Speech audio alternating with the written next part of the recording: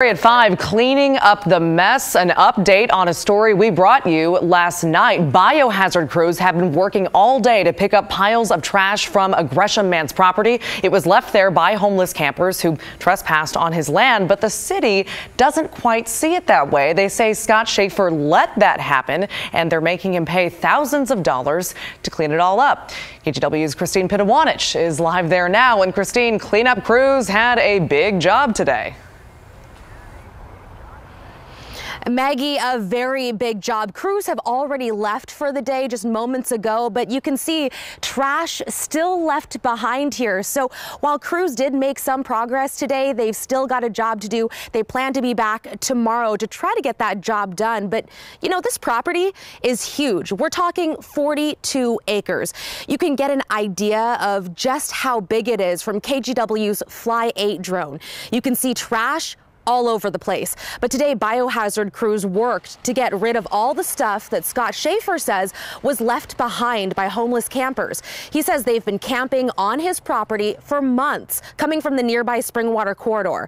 But in February, Schaefer and his wife got a letter from the city of Gresham telling him to clean up the mess or pay up a hefty fine, $2,000 a day. Instead, he agreed to pay biohazard crews $8,000 minimum to get the job done. Police have removed campers from his property and the trash is finally getting cleaned up. But now the big issue, how to keep homeless campers from coming back. If I've hired a neighbor to come in every third day and make sure that there aren't any campers on the property, and he will call the police department and they've guaranteed that they'll come and move them out. But every time someone comes in, there's a new pile of garbage to be removed.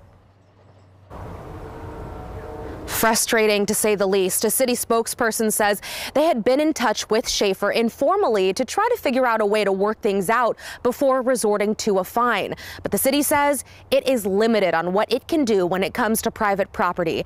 The city says anyone who sees homeless campers and illegal camping on their property or city property should call the city. But ultimately, the hope, they say, is to connect homeless campers with the services they need. Maggie? All right, Christine, it was crazy to see all those bags of trash on that truck. Thank you so much for that update. Moving on tonight, anti-vaxxers stepped into the spotlight today. Parents rallied around the state against House Bill 3063, which would do away with non-medical vaccine exemptions. This against the backdrop of major measles outbreaks, and lawmakers say because of that, this needs to happen. But those parents today argue their freedom is at risk. Here's KGW's Brittany Falkers. House Bill 3063 is making its way through the Oregon legislature right now. It would end all non-medical vaccine exemptions for children in Oregon. Families rallying today say the focus is on educating other parents. I think that a lot of parents aren't aware that this bill is kind of getting sneaked under right in front of our faces, and they don't realize how much it's going to impact them. Families joined together in downtown Portland Saturday, calling on lawmakers to put a stop to House Bill 3063. Tiffany Traham helped organize the event. She's a mom who says this rally is not necessarily anti-vaccine. She just doesn't want to be forced to vaccinate her son. I really don't think that it's safe for government to make our decisions for each child. The bill would require children be vaccinated in order to attend school and get rid of the state's non-medical exemptions.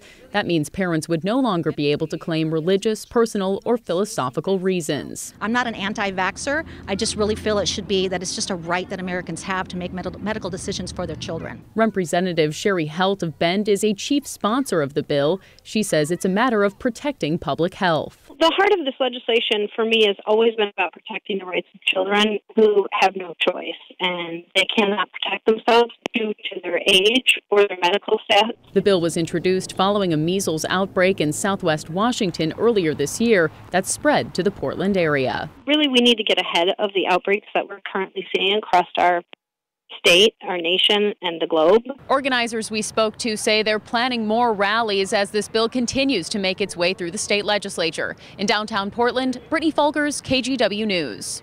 And by the way, that was one of 5 anti-vaxxer rallies today. The others were in Salem, Bend, Eugene, and Medford. And right now, in case you're wondering, House Bill 3063 is in the Joint Committee on Ways and Means.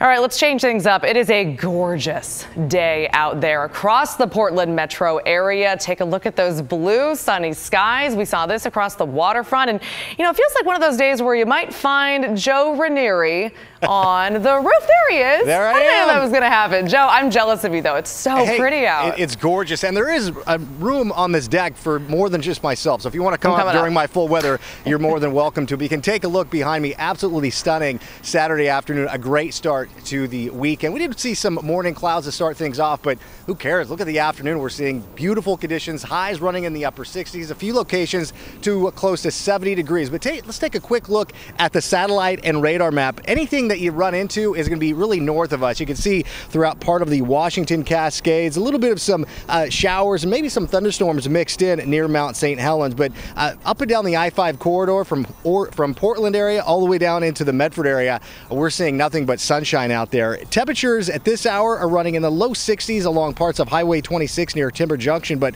the closer you get into the metro area, Hillsborough 68 degrees, Portland 69, just as nice over in Troutdale, and on the east side of there near West Lynn and Happy Valley, you're seeing temperatures in the low 60s. Highs up and down the Oregon coastline were very pleasant as well. Astoria, you saw a high of 61 degrees, a little bit cooler near North Bend and south near Brookings, but still not a bad way to see the end of your basically your last Saturday of March. Kind of hard to believe, but looking into tomorrow, you guys, we are going to be seeing just as nice conditions, but changes move through late tomorrow night and early Monday morning. I'll talk about that in detail in just a few minutes. All right, Joe. Well, meantime, enjoy the roof. I will. Again, I'm so jealous. Thank you so much. Well, moving on tonight, a scary story out on the Oregon coast. A man is in the hospital after an assault in Seaside, and police are asking for help with this one. That's because early this morning, officers say they found this man, 49-year-old Travis Todd of Forest Grove, with serious injuries near the intersection of Avenue K and Columbia Street. They aren't saying exactly what those injuries are, but police are looking for anyone who saw Todd after 6:30 last night. They think he was drinking in local bars and was on the beach before the assault happened. He also checked into a hotel earlier in the day. They tell us he's in serious condition right now. And again, police don't know exactly what happened. If you have information, give them a call. Well, back here in Multnomah County, deputies are searching for two men who robbed a bar at gunpoint, and they say the masked man in this surveillance photo forced his way into the back of the Pleasant Home Saloon, masked men, excuse me, around 7:30 this morning. That's at Dodge Park Boulevard and Pleasant Home Road. Deputies say they sprayed one employee with pepper spray and ordered another on the floor. Then they say they took cash and left in a black late 1990s Ford Mustang. Well, now to the shooting that has rocked the North Seattle community this week. Police say a man shot at multiple drivers, including a bus driver, and then he stole a car and crashed it. Two people were killed in all of this, including a retired Air Force colonel. Amy Moreno shows us how his family is honoring his legacy. They are just words, but they tell the story of a life well lived. A man who loved his family and served his country. The family of Robert Bob Hassan released this statement about his death. Throughout it are the details of how he celebrated life. He was a husband, father of 5, grandfather of 13, brother to 3, and in their words, a friend to many. He served in both the Navy and the Air Force, achieving the rank of colonel. His family said he loved living near Lake Washington and being close to family. He kept a busy social schedule and was always meeting up with people to play games or enjoy activities. If you want to honor him, his family asks you to remember his legacy of service, integrity, and tolerance. And they even suggest checking out some of his favorite activities. Pickleball at Maple Leaf Reservoir Park, or bocce horseshoes over at West Woodland Park. His family says he was a strong advocate for gun control and disliked violent movies or video games. Instead of flowers or gifts, they hope well-wishers make donations to the Alliance for Gun Responsibility or the National Alliance on Mental Illness as a way to remember a man who leaves behind a legacy that is so much bigger than just words.